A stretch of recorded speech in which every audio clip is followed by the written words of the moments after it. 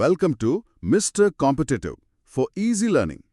ఈరోజు మన deep dive లక్ష్యం ఆంధ్రప్రదేశ్లోని జొన్నగిలి గోల్డ్ మైన్ గురించి, అలాగే ఇండియన్ ఎకానమీపై దాని ఇంపాక్ట్ మరియు కాంపిటేటివ్ ఎగ్జామ్స్కి కావాల్సిన కీ ఫ్యాక్ట్స్ని ఒక స్లైడ్ బై స్లైడ్ ఫార్మాట్లో రివిజన్ చేయడం. కరెక్ట్. సో ఫస్ట్ ఫ్యాక్ట్ ఏంటంటే ఈ ఘని కర్నూలు జిల్లాలో ఉంది. కర్నూలు జిల్లా, రైట్? అవును. అండ్ ఇంకో మేజర్ పాయింట్ ఏంటంటే స్వాతంత్రం వచ్చిన తర్వాత మన దేశంలో ఇదే first large scale private gold mine. దీని మెయిన్ ఆబ్జెక్టివ్ భారీగా ఉన్న ఇంపోర్ట్స్ని తగ్గించడం మరియు ఆత్మనిర్భర్ భారత్ విజన్ని స్ట్రాంగ్ చేయడం. ఇక్కడే నాకు డౌట్ అండి. అంటే మైనింగ్ సెక్టర్లో ఎప్పుడు గవర్నమెంట్ మోనోపోలీ ఉంటుంది కదా, మరి ఒక ప్రైవేట్ గని రావడం అనేది ఎగ్జామ్స్ పాయింట్ ఆఫ్ వ్యూలో ఎంత ఇంపార్టెంట్ అంటారు? ఇది చాలా క్రూషియల్ పాలసీ షిఫ్ట్ అండి. అంటే ఇన్ని దశాబ్దాలుగా పబ్లిక్ సెక్టర్ మాత్రమే చూసిన ఫీల్డ్లోకి సడన్గా ఒక ప్రైవేట్ కంపెనీ రావడం అంటే అది నార్మల్ విషయం కాదు. రైట్, ఒక పెద్ద అడుగు. అవును. గవర్నమెంట్ ఇప్పుడు ప్రైవేట్ టెక్నాలజీని అలాగే వాళ్ళ ఇన్వెస్ట్మెంట్స్ని వాడుకోవడానికి రెడీ అయింది అనడానికి ఇది క్లియర్ సిగ్నల్. ఇదే ఆత్మనిర్భర్ భారత్లో ఒక మేజర్ పార్ట్. పర్ఫెక్ట్ అండి. Moving to next topic. Okay. So ఈ ఇంపోర్ట్స్ గురించి మాట్లాడితే మన దేశం ప్రతి సంవత్సరం ఏకంగా 800 టన్నులకు పైగా బంగారాన్ని దిగుమతి చేసుకుంటోంది. నిజమే, 800 టన్నులు. కానీ మన దేశీయ ఉత్పత్తి చూస్తే కేవలం 1.5 టన్నులు మాత్రమే. అంటే ఒక పెద్ద సముద్రంలో ఒక చిన్న నీటి చుక్క లాంటిది మన ప్రొడక్షన్. ఎగ్జాక్ట్లీ. చాలా మంచి అనాలజీ అండి. Thank you. సో దీనివల్ల మన ఫారిన్ ఎక్స్చేంజ్ రిజర్వ్స్ పైన చాలా సీరియస్ ప్రెషర్ పడుతోంది కదా. అండ్ ప్రెజెంట్ కర్ణాటకలోని హట్టి గోల్డ్ మైన్స్ మాత్రమే మెయిన్ ప్రొడ్యూసర్.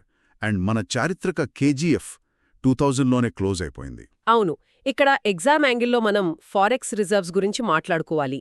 మనం కొనే ఆ 800 టన్నులకి డాలర్స్లో పే చేయాలి కదా. రైట్, డాలర్స్లోనే పే చేయాలి. సో మన ఎక్స్పోర్ట్స్ ద్వారా వచ్చిన డాలర్స్ అన్నీ ఈ గోల్డ్ ఇంపోర్ట్స్కే డ్రెయిన్ అయిపోతున్నాయి. ఇది డైరెక్ట్ లింక్. అంటే మన రిజర్వ్స్ అన్నీ ఖాళీ అయిపోతున్నాయి అన్నమాట. కరెక్ట్. అండ్ 2000లో కేజీఎఫ్ మూతపడినప్పట్నుంచి ఆ ప్రొడక్షన్ గ్యాప్ని కేవలం హట్టి మైన్స్ మాత్రమే ఎలాగోలా మేనేజ్ చేస్తూ వచ్చింది. ఇప్పుడు ఆ భారీ గ్యాప్ని ఈ జొన్నగిరి గని ఫిల్ చేయబోతోంది. అద్భుతమండి. Moving to next topic. ఇప్పుడు ఈ ప్రాజెక్ట్ స్కేల్ చూద్దాం. సో ఈ ప్రాజెక్ట్ స్కేల్ చూస్తే ఇది దాదాపు 598 హెక్టార్లలో విస్తరించి ఉంది. అండ్ జొన్నగిరి, ఎర్రగుడి అలాగే పగిడిరాయ్ అనే 3 గ్రామాలను కవర్ చేస్తుంది. అవును, 3 గ్రామాలు. అండ్ దీని పెట్టుబడి చూస్తే సుమారు 400 కోట్లు కదా. దీని డెవలపర్స్ వచ్చేసి జియో మైసూర్ సర్వీసెస్, త్రివేణి మరియు దక్కన్ గోల్డ్. ఈ ప్రాజెక్ట్ని ఏపీ సీఎం చంద్రబాబు నాయుడు గారు రీసెంట్గా స్టార్ట్ చేశారు. ఇక్కడ మీరు చెప్పిన ఆ 3 గ్రామాల పేర్లు అలాగే ఆ 3 డెవలపర్స్ పేర్లు ఎగ్జామ్స్కి చాలా చాలా ఇంపార్టెంట్ అండి. అవును, ఎగ్జామినర్స్కి ఇలాంటి లొకేషన్సు మరియు జాయింట్ వెంచర్ల పేర్లు అడగడం చాలా ఇష్టం కదా. ఇవి ఎంత కీలకమో ఒకసారి చెప్తారా? ఖచ్చితంగా అండి. బేసిక్గా ఒక ప్రైవేట్ సంస్థకి మైనింగ్ అంటే చాలా టెక్నికల్ ఎక్స్పర్టీస్ కావాలి. Geo Mysore services, Triveni and Deccan gold కలయిక వల్లే ఆ ఎక్స్పర్టీస్ సాధ్యమైంది. 3 కాంబినేషన్ అన్నమాట. అవును. ఒకరు జియాలజీలో ఎక్స్పర్ట్స్, ఒకరు మైనింగ్ ఆపరేషన్స్లో, ఇంకొకరు ఫైనాన్స్లో. అండ్ ఈ 598 హెక్టార్ల స్కేల్ అలాగే ఆ 400 కోట్ల బడ్జెట్ ఉంది చూసారా. అవును. అది ఈ జొన్నగిరిని కేవలం ఒక రీజనల్ ప్రాజెక్ట్లా కాకుండా ఒక నేషనల్ ఇంపార్టెన్స్ ఉన్న ప్రాజెక్ట్గా మార్చేసింది. నేషనల్ ఇంపార్టెన్స్, డెఫినెట్గా. Moving to next topic. Right. ఇక ప్రొడక్షన్ కెపాసిటీ పాయింట్కొద్దాం. ఈ ప్లాంట్ని రికార్డ్ స్థాయిలో కేవలం 13 నెలల్లోనే నిర్మించారని డేటా చెప్తోంది. ఇక్కడ సర్టిఫైడ్ రిసోర్సెస్ ఏమో 13.1 టన్నులు అని, అలాగే పాసిబుల్ రిజర్వ్స్ ఏమో 42.5 టన్నుల వరకు అని మెన్షన్ చేశారు. అవును, ఆ 2 నంబర్స్ చాలా క్రూషల్. అండ్ ఫైనల్ టార్గెట్ ఏంటంటే ఒక 15 సంవత్సరాల పాటు ఏటా 100 కిలోల అంటే 1 టన్ను శుద్ధి చేసిన బంగారాన్ని ప్రొడ్యూస్ చేయడం. బట్ ఇక్కడ నాకు డౌట్ అండి, ఈ సర్టిఫైడ్ రిసోర్సెస్కి అండ్ పాసిబుల్ రిజర్వ్స్కి అసలు డిఫరెన్స్ ఏంటి? ఎగ్జామ్లో ఏ పాయింట్ దగ్గర కన్ఫ్యూజ్ చేయొచ్చు? చాలా మంచి క్వశ్చన్ అండి. సింపుల్గా చెప్పాలంటే సర్టిఫైడ్ రిసోర్సెస్ అంటే 100% గ్యారంటీ ఉన్న నిల్వలు. అంటే ఖచ్చితంగా అక్కడ 13.1 టన్నుల బంగారం ఉందని సైంటిఫిక్గా ప్రూవ్ అయింది. ఓకే, సో అది పక్కా అనమాట. అవును. బట్ పాసిబుల్ రిజర్వ్స్ అంటే ఏంటంటే భూగర్భ లక్షణాలు చూసి అక్కడ ఇంకో 42.5 టన్నులు దొరికే ఛాన్స్ ఉంది అని వేసిన ఒక అంచనా. ఓహో, అంటే గెస్ అనమాట. కరెక్ట్. సో ఎగ్జామ్లో ఈ నంబర్స్ని స్వాప్ చేసి ఇస్తారు. మనం చదివేటప్పుడు చాలా కేర్ఫుల్గా ఉండాలి. Got it. అండ్ ఏటా ఒక టన్ను ప్రొడ్యూస్ చేస్తారు కదా? అవును, ఈ ఏటా 1 టన్ను అనేది మామూలు విషయం కాదు. మన కంట్రీ ప్రెజెంట్ ప్రొడక్షన్ ఏమో కేవలం 1.5 టన్ను మాత్రమే. సో ఇప్పుడు జొన్నగిరి యాడ్ అయితే మన డొమెస్టిక్ ప్రొడక్షన్ ఆల్మోస్ట్ డబుల్ కాబోతోంది. వావ్! ఇది ఎకనామిక్స్ పరంగా నిజంగా బిగ్గెస్ట్ పాయింట్ అండి, ప్రొడక్షన్ డబుల్ అవ్వడం అనేది. Moving to next topic. ఇప్పుడు ఎగ్జామ్స్కి కావలసిన క్రూషియల్ ఫ్యాక్ట్స్ చూద్దాం. ఇక్కడ ఎగ్జామ్స్ కోసం మనం గుర్తుంచుకోవాల్సిన 4 మెయిన్ కీ ఫ్యాక్ట్స్ ఉన్నాయి కదా. ఒకటి, ఫస్ట్ ప్రైవేట్ గని జొన్నగిరి ఏపీలో ఉంది. రైట్. 2, ప్రెజెంట్ మోనోపోలీ ఉన్న గని ఏమో కర్ణాటకలోని హట్టి గోల్డ్ మైన్స్. అవును.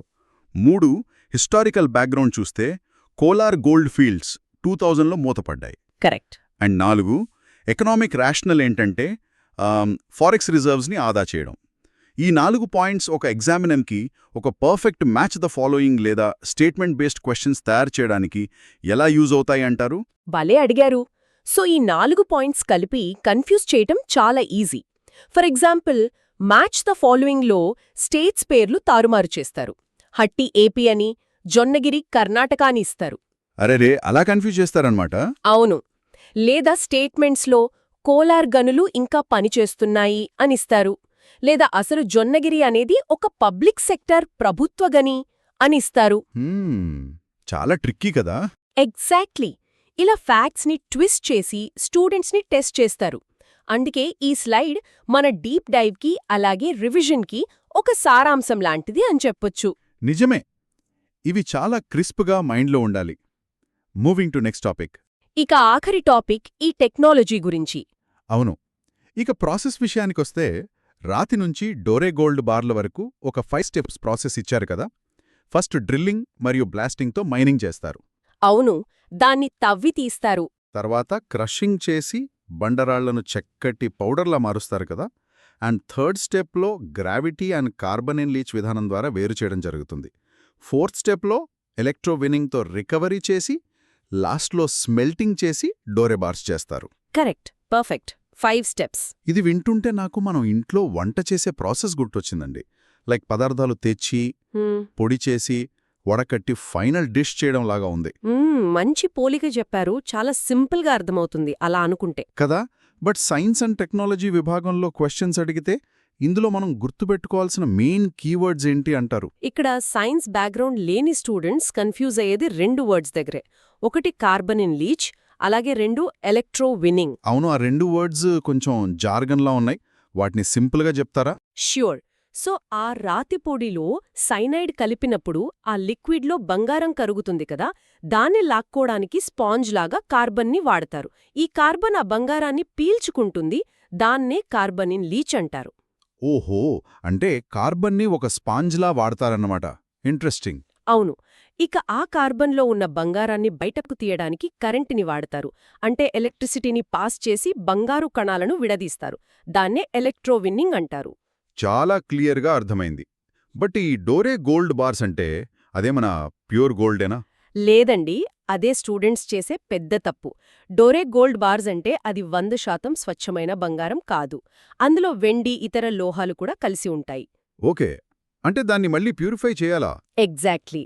దాన్ని రిఫైనరీకి పంపించి అప్పుడు 100% ప్యూర్ చేస్తారు. సో డోరే బార్స్ ప్యూర్ గోల్డ్ కాదు. ఇది ఎగ్జామ్లో ఖచ్చితంగా గుర్తుపెట్టుకోవాలి. చాలా ఇంపార్టెంట్ పాయింట్ అండి. సో ఫైనల్గా ఈ డీప్ డైవ్ సారాంశం చూసుకుంటే ఈ జొన్నగిరి ప్రాజెక్ట్ అనేది కేవలం ఒక మైనింగ్ ప్రాజెక్ట్ కాదు. మన ఫారెక్స్ రిజర్వ్స్ని కాపాడుకోవడానికి, ఎకానమీని బ్యాలెన్స్ చేయడానికి ఒక అద్భుతమైన అవకాశం కదా. 100% అండి. ఇది దేశ ఆర్థిక వ్యవస్థకి ఒక గేమ్ చేంజర్ లాంటిది. ఖచ్చితంగా.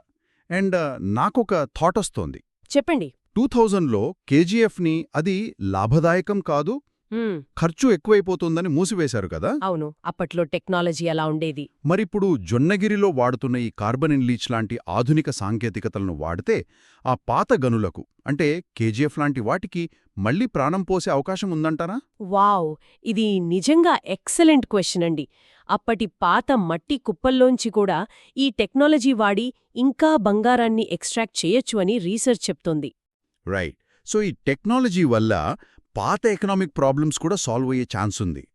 ఇది నిజంగా మన విద్యార్థులు వాళ్ళంతట వాళ్లే అన్వేషించాల్సిన ఒక ఆసక్తికరమైన ప్రశ్న. దీన్నిక్కడే వదిలేద్దాం.